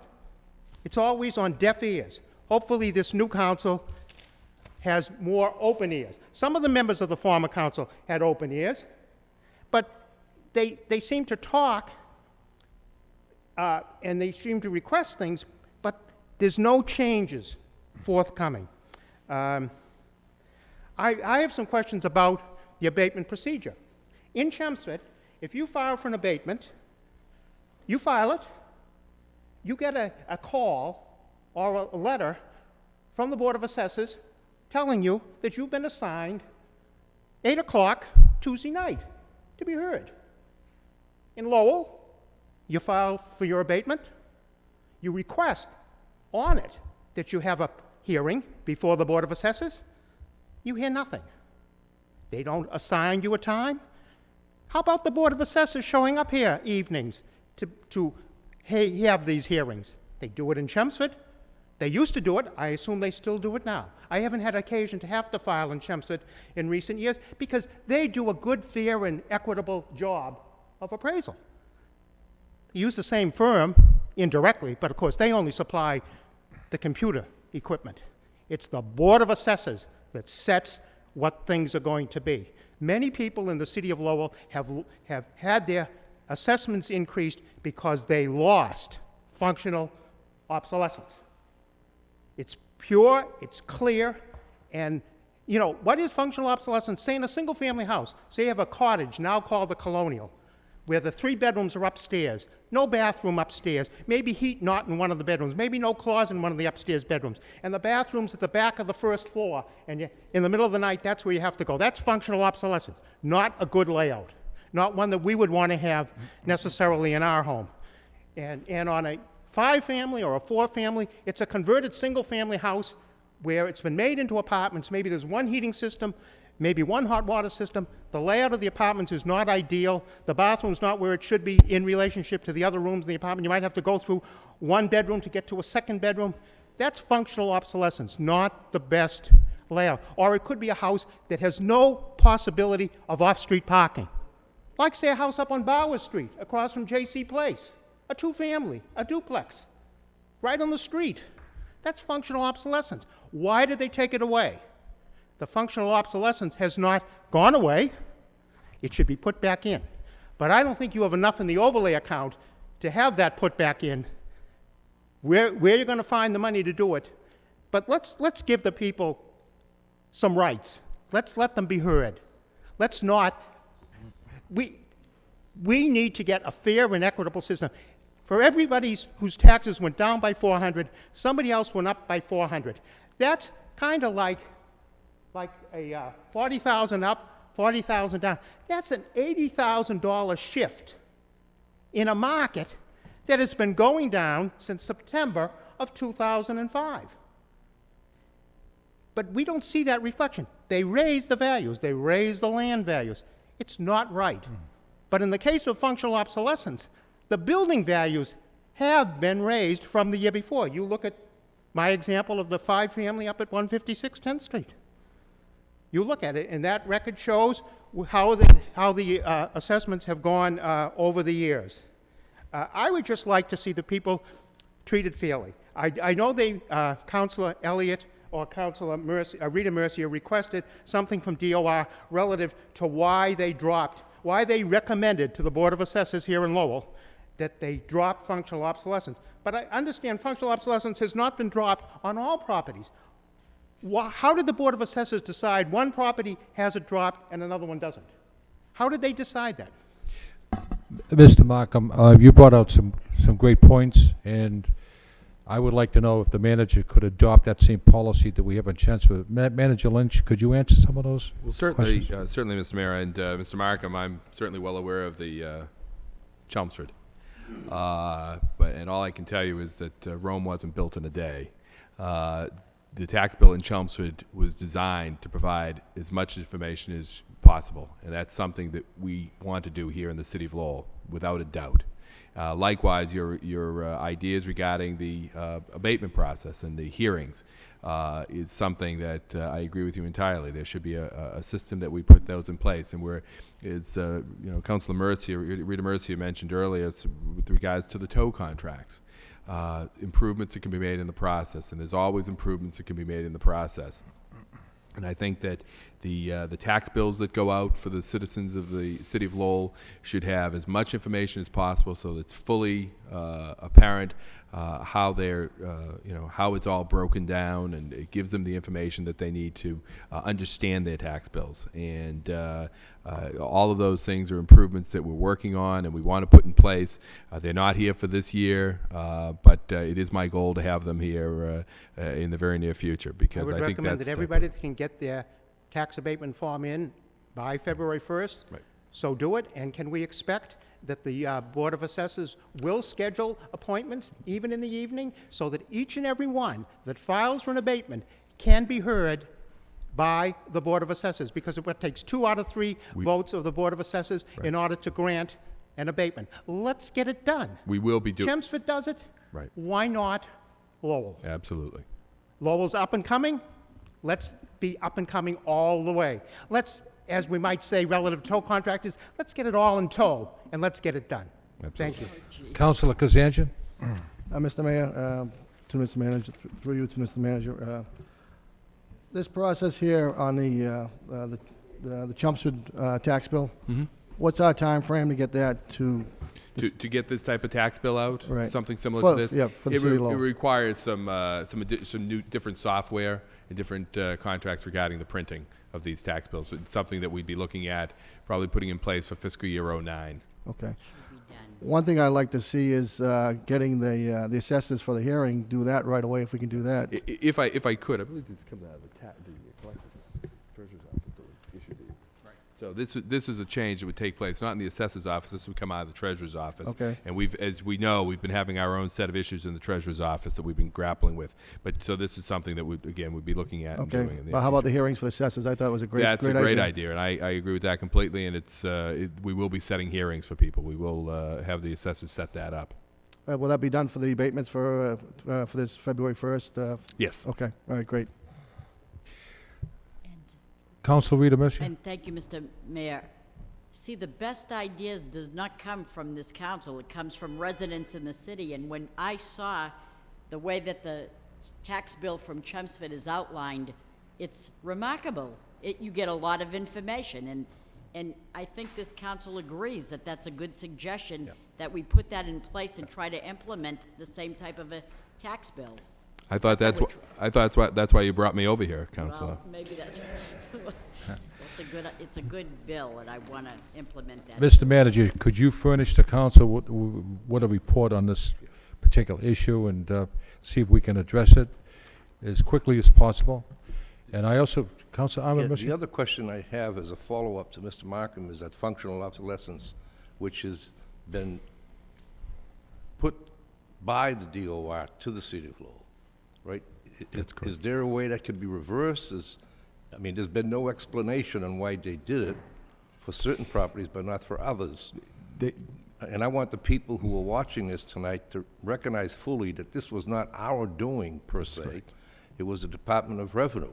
So my next question would be, is there a way we can, have them undo it? This is the rules for assessment of property and the use of concepts like functional obsolescence are done statewide. It wasn't that the Department of Revenue just said, okay, City of Lowell, you're the only one we're going to do this to. I think if I were to venture a guess, I would say it's because the City of Lowell was doing things differently for a number of years than the Department of Revenue would approve, and they're always improving their process as well, and they made the decision that this was an improvement. But so it's unlikely that they would necessarily change it. But let me get you some more information on that, Councilor, so that there's full understanding of that. That represents an awful lot of money on a part of the homeowner who doesn't have that benefit that he used to have. That he used to or have. she That's used correct. to have. So In if the you could just in the contact them and get some information to Sure. us on how they arrived at the decision, and do we have an appeal of that decision that could be made? Again, we will work to pull that together. I guess the only point I would make is what the Department of Revenue is always looking for is ensuring that the assessments are equitable. Mm-hmm. And so if some people were receiving that functional obsolescence, it basically meant that other people were paying more than they should have been paying.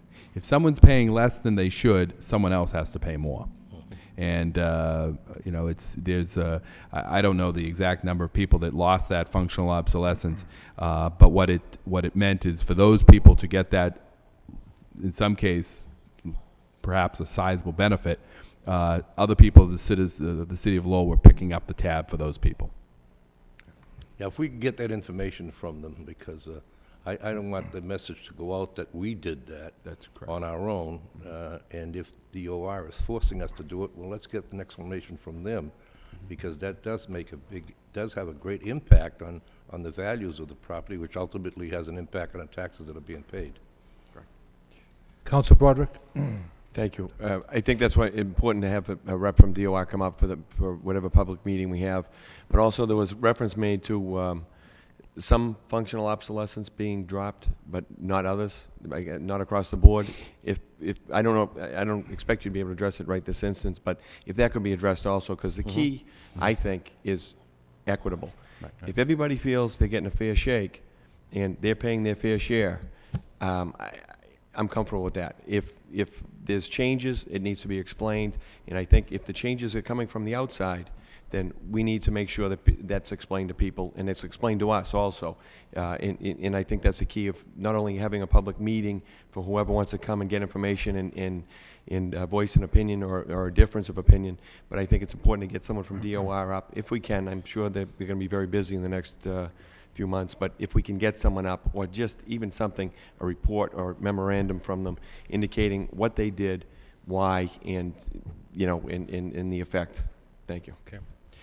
The message that was brought forward here this evening by Mr. Markham and the council was to be more business friendly, to reach out to the general public and implement probably the same system, Mr. Manager, we have in Chelmsford. It works there, so if you can go back with a full report and let us know, we can get the software and get this implemented, I think people will be a lot happier. I was in City Hall January 2nd, and the treasurer's office was abuzz, and so wasn't the assessor's office. And I'm not saying they aren't reaching out and helping, but people were confused, and they were coming down to not really vigorously complaining, but they were complaining. And I think what Mr. Markham brought forward tonight made a lot of sense, and I thank you, Mr. Markham, for coming down and stressing your point.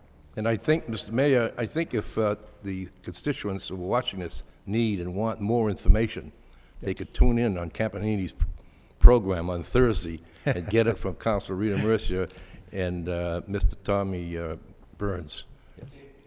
Yes. Is there any other discussions on this issue? No.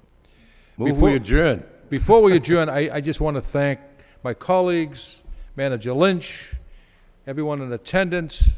This is our first meeting for the new term. I want to thank you for your patience and your input. With that said, I'll entertain a motion to adjourn by Councilor Broderick, seconded by Councilor Kazanjian. Thank you.